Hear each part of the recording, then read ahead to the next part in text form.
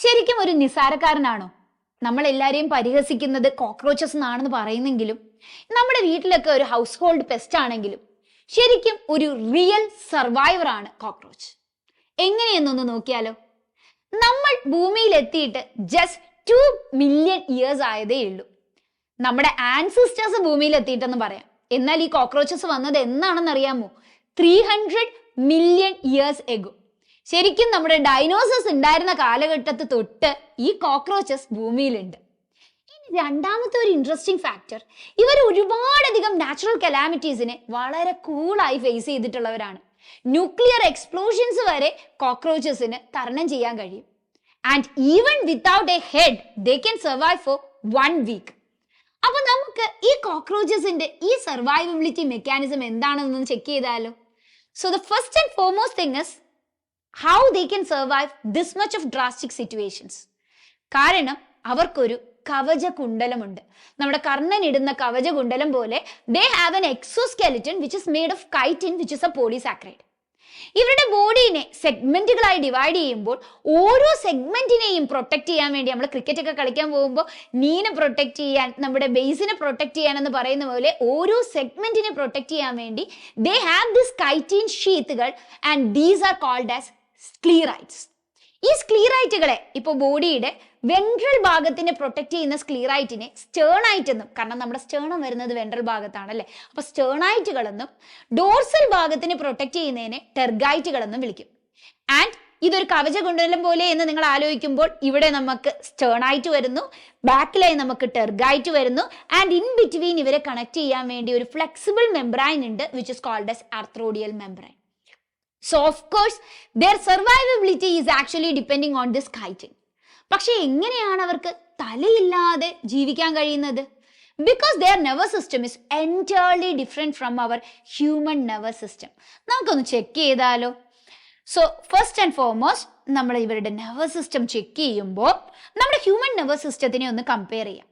നമ്മുടെ human nervous system എന്താണ്? Basically they have a central nervous system which consist of brain and spinal cord. ഇതാണ് നമ്മുടെ major nervous system അല്ലെ. And ഈ 2 കാര്യങ്ങളാണ് നമ്മളുടെ പ്രോസസ്സിംഗ് യൂണിറ്റ്. അഥവാ നമ്മുടെ തല വെട്ടിക്കഴിഞ്ഞാൽ without brain we can actually not process any of the functions of our body. നമ്മൾ ഡെഡ് ആയി പോകും.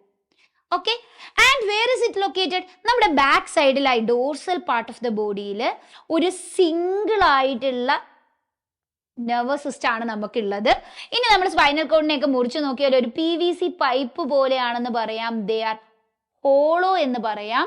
ഓൾസോ ബോഡിയുടെ മധ്യഭാഗത്തായി മീഡിയൽ പാർട്ടിലായിട്ടാണ് ഇത് ലൊക്കേറ്റ് ചെയ്തിരിക്കുന്നത്. ഇത് നമ്മളെ കുറിച്ച് നമുക്ക് അറിയുന്ന കാര്യമാണ്. എന്നാൽ ഇതിന് ജസ്റ്റ് ഓപ്പോസിറ്റ് ആണ് ഒരു കോക്രോച്ചിന്റെ നെർവസ് സിസ്റ്റം. സോ നമുക്ക് പറയാം, നമുക്ക് ഡോർസൽ പാർട്ടിലുള്ളത് ഇവർക്ക് വെൻട്രൽ ഭാഗത്തായിട്ടാണ് ഉള്ളത്. നമുക്ക് സിംഗിൾ ആയിട്ടുള്ളത് ഇവർക്ക് ഡബിൾ നെർവ് കോഡുകളാണുള്ളത്.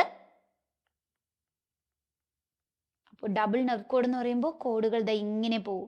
നമുക്ക് മധ്യത്തായിട്ടുള്ള മീഡിയൽ ആയിട്ടുള്ളത് ഇവർക്ക് ലാറ്ററൽ ആയിട്ടാണ് പാസ് ചെയ്യുന്നത്. കണ്ടോ, ഞാൻ വരച്ചപ്പോൾ ലാറ്ററൽ ആയിട്ടാണ് ഇത് വരച്ചിരിക്കുന്നത്.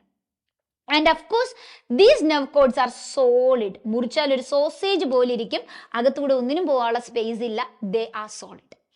ഇനി ഇവരെങ്ങനെയാണ് കണക്ട് ചെയ്യുന്നത്? ഈ നെർവ് കോഡ്സ് ഗാംഗ്ലിയോൺസ് എന്ന് പറയുന്ന സെൽ ബോഡിയുടെ കൂട്ടങ്ങളുമായി കണക്ട് ചെയ്യുന്നു. ഹെഡിലായി ശരിക്കും ഇവർക്ക് ആകെയുള്ളത് 2 ഗാംഗ്ലിയൻസ് ആണ്. ഇവരെ സുപ്രാ ഈസോഫാജിയൽ ഗാംഗ്ലിയോൺ എന്ന് വിളിക്കും. ഈസോഫാഗസിന് മേളിലുള്ളത് കൊണ്ട് സുപ്രാ ഈസോഫാജിയൽ ഗാംഗ്ലിയൻ. ശരിക്കും ഈ ഗാംഗ്ലിയൻ ആണ് ഇവരുടെ ബ്രെയിൻ ആയി നമ്മൾ കൺസിഡർ ചെയ്യുക. പിന്നെ അങ്ങോട്ട് ഇവർക്ക് നമ്മുടെ ഇപ്പോൾ തൊറാക്സ് റീജിയൻ നോക്കിക്കഴിഞ്ഞാൽ അവർക്ക് 3 പെയർ ഇതുപോലെ ഗാംഗ്ലിയൻസിനെ നമുക്ക് കാണാൻ പറ്റും. സെൻട്രൽ കണക്റ്റീവ്സ് ആയി ഗാംഗ്ലിയോൺസിനെ നമുക്ക് കാണാൻ പറ്റും. 3 പെയറാണ് ഇവർക്കുള്ളത്. അതുപോലെ അബ്ഡോമൻ റീജിയനിലേക്ക് നമ്മൾ നോക്കുമ്പോൾ അവിടെയും അവർക്ക് എന്തുണ്ട്?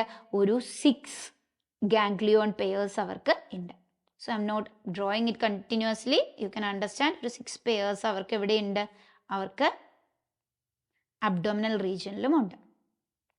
സോ ഇതിങ്ങനെ പോകും. അതിനർത്ഥം ഹെഡ് എന്ന് പറയുന്ന ഒരു റീജിയനിലായി സെൻട്രലൈസ്ഡ് അല്ല അവരുടെ nervous system. It is completely distributed through their body. So if you actually cut the head, even with the rest of the nervous system, they can really function well with their body. ആകെ head cut ചെയ്താൽ അവർക്കുണ്ടാവുന്ന പ്രശ്നം അവർക്ക് food എന്ത് ചെയ്യാൻ പറ്റില്ല, കഴിക്കാൻ പറ്റില്ല. Also they will get infection. അങ്ങനെയാണ് within a week they die, not because their brain is gone. So they have a very good survival skill. അപ്പൊ നമ്മൾ ഇന്ന് കോക്രോച്ചിന്റെ നമ്മുടെ സ്ട്രക്ചറൽ ഓർഗനൈസേഷൻ ഇൻ ഓർഗാനിസം +1 സ്ഥിരമായി ചോദിക്കുന്ന നെർവസ് സിസ്റ്റം, അതുപോലെ തന്നെ അവരുടെ കൈറ്റീൻ എക്സോസ്കെൽറ്റനെ കുറിച്ചാണ് ഡിസ്കസ് ചെയ്തത്. So see you with such another video. By.